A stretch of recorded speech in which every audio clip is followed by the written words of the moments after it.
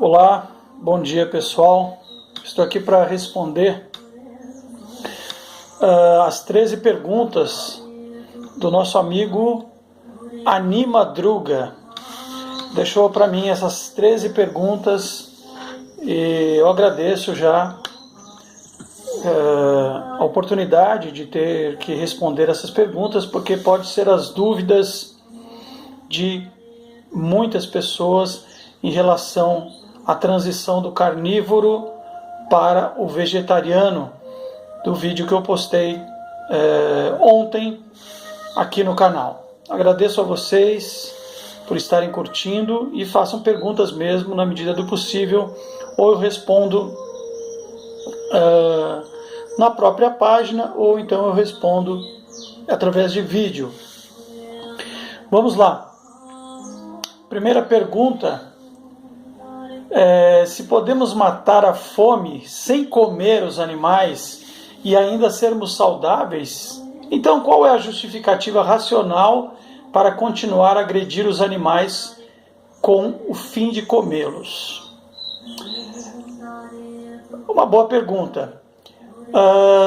Então, podemos matar a fome, podemos nos alimentarmos e, melhor ainda, podemos nos nutrirmos de alimentos saudáveis sem que se precise matar nenhum tipo de animal. Então, qual a justificativa racional para continuar agredindo? É lógico, existe todo um sistema, toda uma indústria da carne ligada à indústria farmacêutica, ligada à indústria medicamentosa, né? Que eu chamo isso de um pool de empresas interessadas em ganhar dinheiro, em colocar bicho morto na sua mesa e dizer que esse bicho morto ele é necessário para a sua saúde e para a sua sobrevivência. Eu vivo isso, estou gravando esses vídeos para passar as minhas experiências como carnívoro, como vegetariano, como vegano, agora como vegano crudívoro, e ajudar outras pessoas também.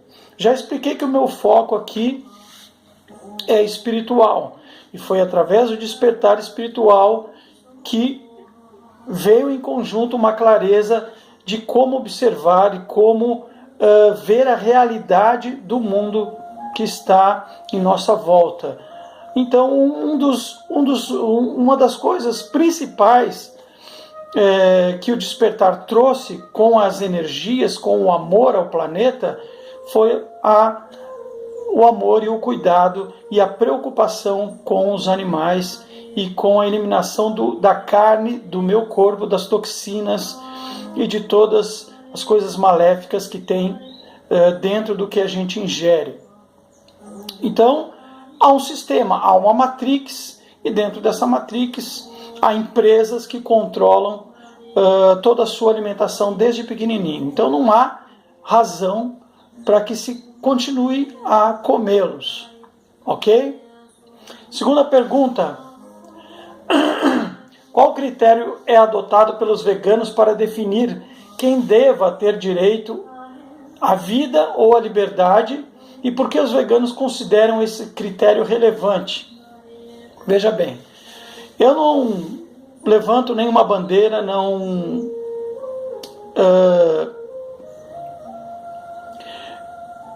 me intitulo um vegano ativista. O meu mote é espiritual e junto toda a consciência planetária e todos os seres que vivem conosco aqui. E o que eu quero para o meu corpo enquanto um corpo energético, enquanto um corpo saudável, que vão influenciar nos corpos existenciais e espirituais, os corpos de luz. Então, o critério que eu adoto são os critérios do amor. Outros veganos que são ativistas, veganos preocupados em emagrecer, existem vários tipos de vegano.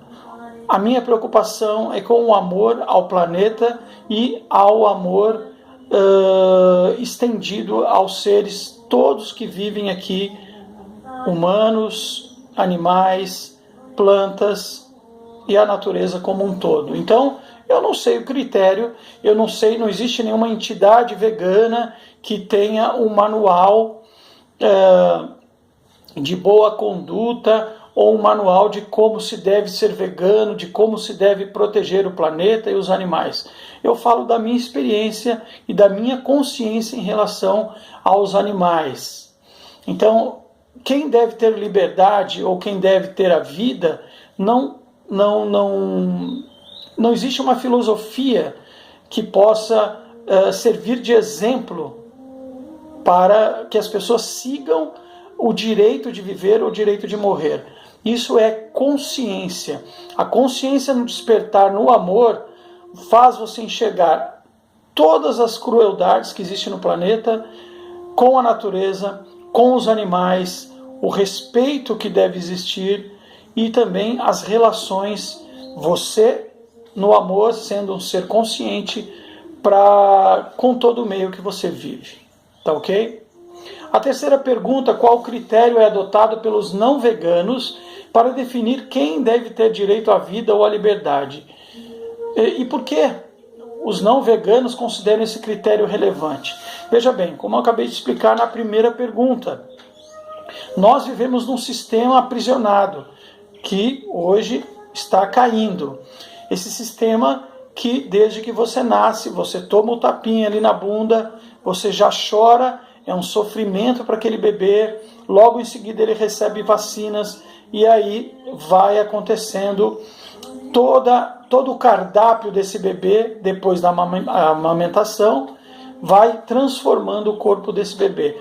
Então, ele vai se tornando uma criança, vai se tornando um adulto, adolescente, depois um adulto, todo calcado nos princípios desta matrix que nos envolve desde pequeno, nos dizendo o que comer, o que não comer, o que faz bem para a sua saúde, o que não faz bem para a sua saúde, o que você deve vestir através dos modismos, quais os suplementos que você deve tomar, quais os chás que são benéficos, quais os que não são, o que é uma família feliz, os passeios que você tem que fazer com a sua família, os lugares que você tem que frequentar para que seja bem sucedido, as faculdades que você tem que trilhar, os cursos que você tem que fazer, está tudo dentro dessa matrix que coordena e mantém o mundo aprisionado há muitos e muitos anos. Só que isso está caindo, graças a esse despertar de muitas pessoas. Então o critério é a cegueira, o adormecimento. O critério é não ter critério porque você está adormecido e não tem capacidade nem de se questionar, nem de se pesquisar, entender o seu próprio corpo para saber do que realmente ele necessita. Eu já estou como vegano há mais de um ano, vejo as necessidades do meu corpo e não sinto falta de nenhum remédio e me cuido. Estou experimentando no meu corpo e vejo que não há necessidade de nenhum suplemento, não há necessidade de comer carne de nenhuma espécie, ovo, leite, glúten, glutamato e todas essas porcarias que nós aprendemos a consumir desde pequeno. Quarta pergunta: é ético tratar alguém de outra espécie como uma propriedade? Você se classifica como dono ou como tutor de alguém que cria? Veja bem, não basta você ter animais, você ser dono de animais, para que você, vamos dizer, você seja dono daquele animal. Aquele animal, você tendo ele na sua casa, você pode criá-lo na total liberdade, dependendo do seu espaço ou dependendo de que animal você quer ter e de que forma você quer criá-lo. Então, é ético tratar alguém de uma outra espécie como uma propriedade? Veja bem, os animais todos deveriam estar na natureza, inclusive os animais do zoológico, que as pessoas pagam o ingresso para continuar alimentando aquele tipo de entretenimento bárbaro. Eu discordo contra vídeos que possam animais vestidos, fazendo gracinhas, levando comidas em restaurantes, ou fazendo piruetas. Existem inúmeros vídeos, discordo de tudo isso. O animal tem que estar na floresta. Agora, nós temos os animais que foram domesticados há muitos e muitos anos. Você quer ter um gato? Você pode ter um gato. Você pode tratar esse gato dignamente, sem que seja um tratamento como humano. Também discordo de pessoas que tratam animais como se fossem humanos. Você pode amar o bicho, dar um alimento o mais natural possível dentro da cadeia alimentar do que ele se alimenta, e no entanto, você é dono daquele animal, mas ao mesmo tempo dá liberdade. Se aquele animal quer voar, deixa ele voar. Se aquele animal quer andar em cima do telhado, como os gatos, e desaparecer 3 dias, deixe fluir a natureza do animal. Um cachorro, né? Os animais têm amor, os animais têm sentimento, os animais têm dor. Então, não há nada de mal em ter animais. Não há nada de mal amá-los. Não podemos aprisioná-los e não podemos tratá-los mal, e também nem com exageros ao ponto de tratarmos como seres humanos, tá ok? A quinta pergunta: você concorda que os animais são seres pertencentes à categoria de vulnerável social? Por quê? E você concorda que todo uso que se faça de um vulnerável que não pode consentir é abuso? Vejo que suas perguntas aqui, tem várias perguntas em uma só, então não são só 13. Mas agradeço as suas perguntas e estou tentando responder aí na maior alegria, dentro das minhas possibilidades, dentro das minhas experiências. Então, concordo que eles são vulneráveis também por essa questão desse planeta aprisionado dentro desse sistema antigo, capitalista, onde exploram o ser humano, onde permitam que esse ser humano continue cego e não veja a necessidade e a liberdade e os direitos dos próprios animais que coabitam com esse ser humano. Então esse ser humano, ele está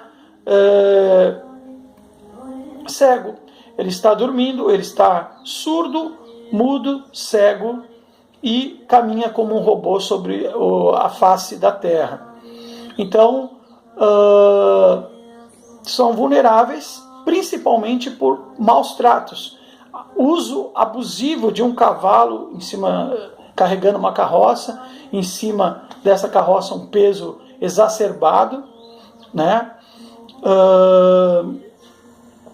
Animais também que são expostos, né, a todo tipo de maltrato, que são expostos a crueldades, testes em laboratório, animais também que são usados em circos, né? Hoje já diminuiu um pouco mais, mas ainda existe. Concordo que são vulneráveis também por esse adormecimento. E justamente o que eu falei na pergunta anterior: você pode ter qualquer animal, desde que você o trate dignamente, conforme os seus princípios, conforme a natureza e o que exige aquele animal. Se eu quero ter um elefante na minha casa, muito bem, eu tenho que ter um espaço e eu tenho que tratar o mais natural possível, alimentação, carinho, amor, esse elefante. Claro que eu não vou ter um elefante, eu discordo, o elefante tem que estar no seu habitat natural.